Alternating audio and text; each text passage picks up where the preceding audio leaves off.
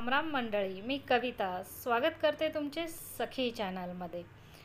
तर मी शिवली आहे ही गोधडी।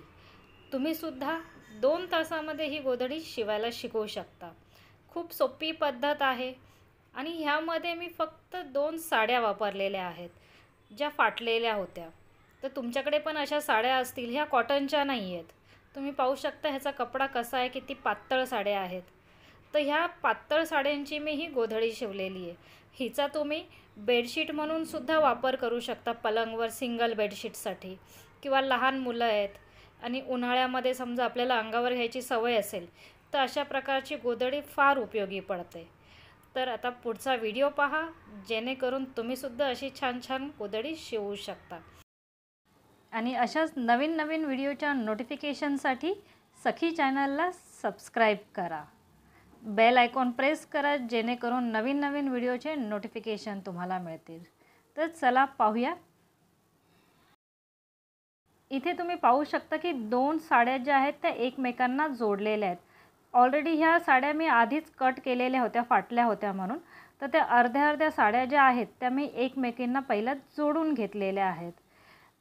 तर आता ह्याची मला गोधडी शिवायची होती, म्हणून आणखी एक अखंड जी साडी होती, जी आता तुम्हाला जमिनीवर पडलेली दिसते, ही साडी मी आता ह्याला जोडणार आहे। आणि कसं आहे, माझ्या हातात ज्या साड्या आहेत त्यांचे कलर वेगवेगळे आहेत, त्यामुळे जी जमिनीवर साडी आहे तिला मी वरच्या बाजूने ठेवणार आहे आणि ह्या ज्या साड्या आता मी पसरवत आहे ह्या साडीला मी आतल्या बाजूने ठेवणार आहे।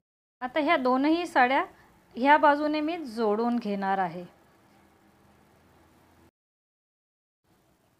आता इथे मी स्टेप बाय स्टेप साड्या एकमेकांना जोडत आहे, कारण सर्व जर एकत्र जोडलं तर साड्या ह्या कशा आहेत, कमी जास्त आहेत, म्हणजे उंचीलासुद्धा कमी आहेत, त्यानंतर रुंदीलासुद्धा कमी आहेत। म्हणून मग मी ह्यांना पहिला, आता ज्या 2 साड्या मी घेतल्या होत्या त्याला तीनही बाजूने म्हणजे उभी आणि आडवी अशी शिलाई करून जोडून घेतलं आहे।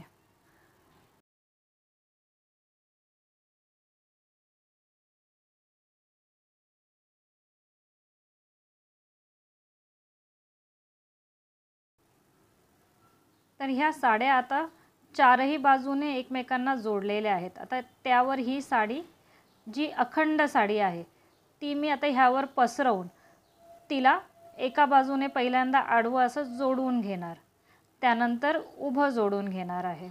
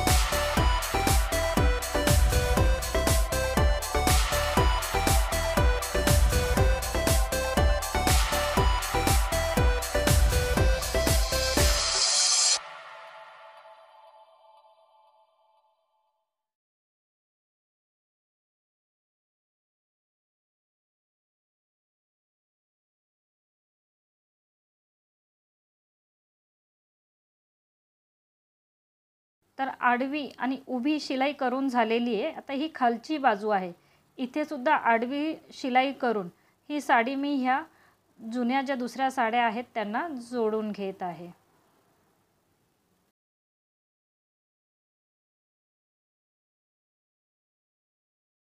आता जिथे खालच्या बाजूने साडी जोडली आहे तिला आपल्याला अशा प्रकारे पलटी करून घ्यायचं आहे, म्हणजे दोन्ही साईडला सेम साडी येईल आणि वरच्या बाजूला आपल्याला त्याला शिलाई करून घ्यायची आहे.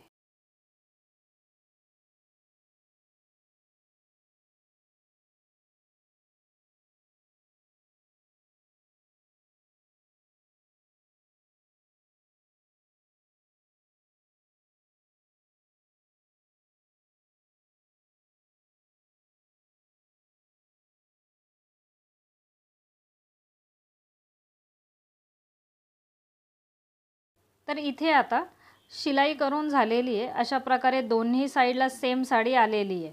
आता ह्याला उभी शिलाई करायची आहे. तर ह्या ज्या साड्या आहेत ह्या उंचीला आणि रुंदीला सुद्धा वेगवेगळ्या आहेत. त्यामुळे जेव्हा आपण साईड जोडतो त्यावेळेला थोडासा प्रॉब्लेम येतो, कमी जास्त होतं, तर आपल्याला ते ॲडजस्ट करायचं आहे.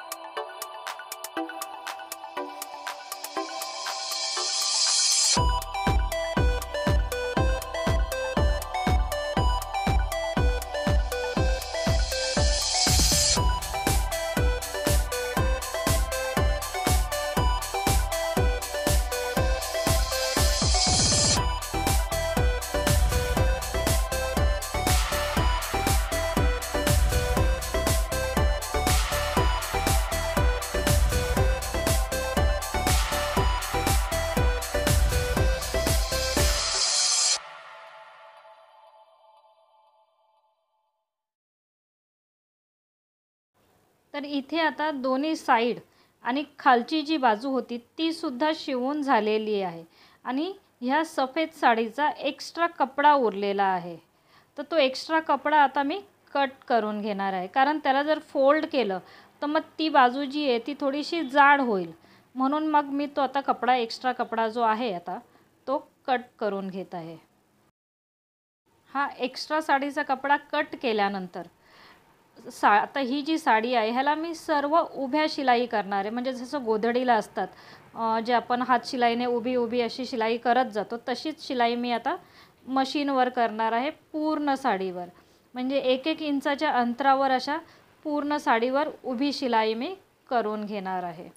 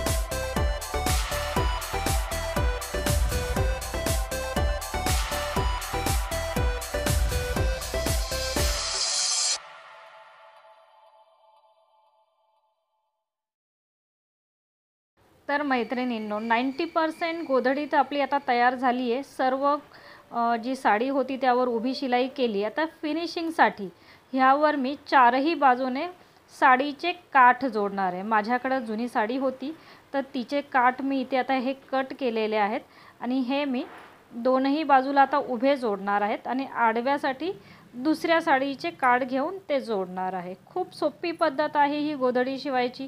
तुम्ही स्वतः हात शिलाईने किंवा मशीनने सुद्धा करू शकता. हात शिलाईने थोडासा वेळ लागेल परंतु छान अशी गोधडी तयार होईल.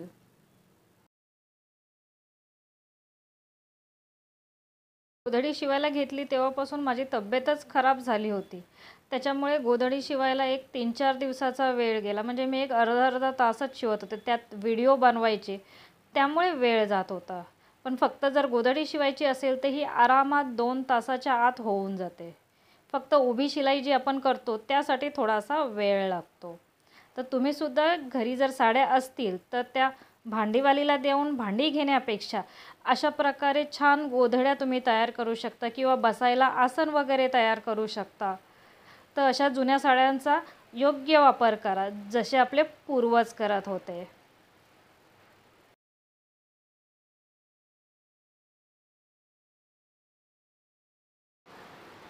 उभे काठ लावून झालेत. आता आडव्या बाजूला काठ लावून घेणार आहे. तर जुन्या साड्यांचा वापर करण्याची ही ट्रिक तुम्हाला कशी वाटली नक्की सांगा कमेंटमध्ये. व्हिडिओ आवडला तर व्हिडिओला लाईक करा, शेअर करा आणि हो चॅनलला सबस्क्राईबसुद्धा करा. पुन्हा भेटूया अशाच नवीन व्हिडिओमध्ये. तोपर्यंत काळजी घ्या आणि हसत राहा.